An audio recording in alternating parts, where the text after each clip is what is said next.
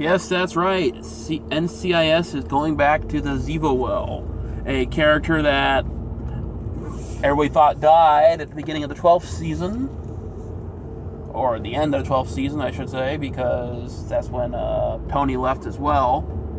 For the backup story of this, if you have not caught up, or I don't know why you clicked on the video if you did, Ziva was in a building in Israel, blew up, and it turned out that she had a child with Tony the last time they saw each other, and she never told him, and that he's raising the child in Paris where they lived. This was, of course, to get rid of the two characters because the actors who were playing the characters no longer wanted to be on the show. The lady that played Ziva wanted to focus on her family and have a family because she just had a baby. And the actor that plays Tony is, of course, on Bull, so he had his own TV series handed to him. So obviously he wants to go there instead of being the co-lead like he was on NCIS. So to get back up to speed to the series, if you haven't watched since then, Ziva was replaced by a blonde chick named Ellie, and Tony was replaced by Fez from At 70 show.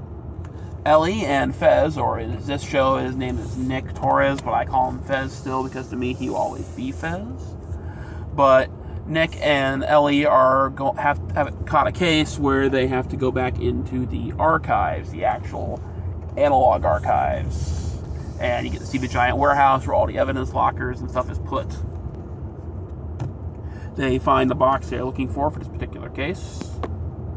And they open it, and it turns out that the person who ran the case was Ziva back in the day. They even find a picture of her.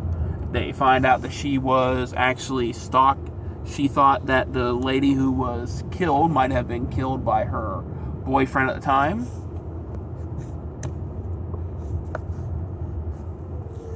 And they come across an actual picture of her. Now, this is a photoshopping of her from a still from the episode. They do this all the time with this character, where they will use older scenes and crop around it and that, because the actress doesn't come back to the show. And they go interview the guy. The guy says that, yeah, Ziva talked. He knew who she was. He even knew who Ziva was because she came and interviewed him, and she cleared him.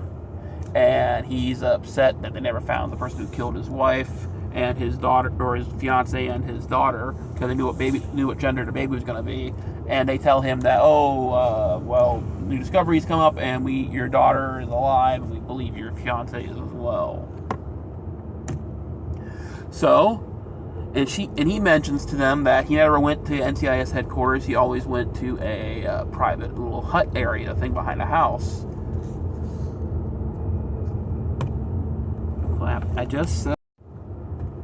Ellie goes to the hut area behind the house that Ziva was renting as an office for a private, personal area. That, coincidence enough, this was the last month of it being paid by Ziva in advance, but as Gibbs says, there's no such thing as coincidences. And she walks in and finds aspects of Ziva's life.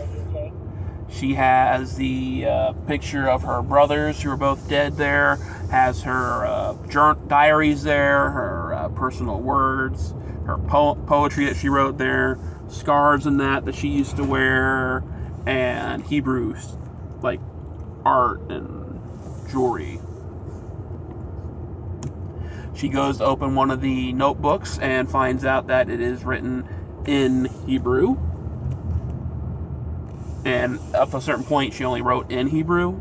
The story continues of what the crime is, and then Ellie finally tells Gibbs and McGee what's going on, and they come over, and McGee actually reads one of the books that's in English, and it talks about how she felt when she was kidnapped originally, when the team was broken up, when the current director came to town, and how Tony and McGee came to save her. She thought she was going to be abandoned forever, and she accepted her fate. And then when she saw Tony and they saved her, it was like an angel, and that's when she fell in love with him. At the end of the episode, where they catch the guy who kidnapped the girl for all these years that Ziva promised to save, he says that somebody, and because Ellie went there because Ziva promised the mother of the girl on her deathbed that she would read the poem or read the letter to the guy, and when Ellie goes to read it, she is told that somebody already read it to her, and the page of the diary was actually already torn out. Ellie grabs the page. Yep, it's the same page that belongs to that diary. Some music plays that was used to be Ziva's cue of music. Ellie goes back to the apartment or the office building. No one's there. The light is on. She walks in, finds that nothing has been really disturbed except for one thing. A scarf and a letter is left on the table. Gibbs and them have already taken everything out of the place. And on the letter, it says, Agent Bishop, please keep my secret so my family can be safe. So, obviously, that means Ziva is alive and she faked her death for some odd reason. But she has still not been able to tell Tony that she is alive. So I'm guessing this is probably because they want to be able to have the character come back if the actress wants to.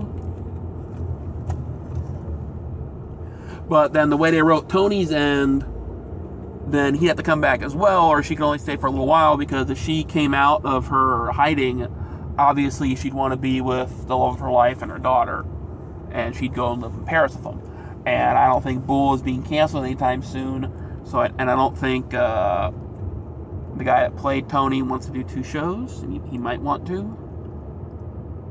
Or it'd have to be like she takes her child from Tony and he can't leave, but she wants to stay in America. But then, if she considers him family, why would she want to be away from him? So I think this is just the writers wanting to allow fans to know that the character didn't die, but they can't really do anything with it because the actors aren't there anymore. Maybe if NCIS was canceled and the last couple episodes will be Ziva and Tony returns, and they'll drag Abby back somehow, even though the actress doesn't want to be on the show anymore, and it'll be the big 4-part farewell of the main series with Los Angeles and New Orleans crossing over, as well as all the other shows that are in the same universe. I doubt they would actually do that, though, because technically that would involve Hawaii Five-0, MacGyver, Magnum P.I., and that would be way too big of a send-off. Because NCIS Los Angeles has crossed over with Hawaii Five-0, Hawaii Five-0 has crossed over with MacGyver, and they are going to cross over with Magnum P.I. The head of the writing staff of Magnum and Five-0 have already said that. So technically they have all those shows, and I'm pretty sure the JAG people are already gone. But then again, they could also cross over with the Sons of Anarchy people. But that's another video for you guys of that JAG verse when I publish that eventually at some point. But I can see that them using this storyline to end the series off, if they want to, saying that, hey, Ziva's come out from undercover finally, we're gonna help her, and Los Angeles and New Orleans comes into play with them for one last time, and Tony comes back, and they find her, they close out all the stories, and I could see them, Gibbs dies, saving Ziva's life because he considers her a daughter, or a replacement for his, well, not really a replacement, but a daughter like his daughter was to him. Obviously, I'm talking gibberish because I'm sick.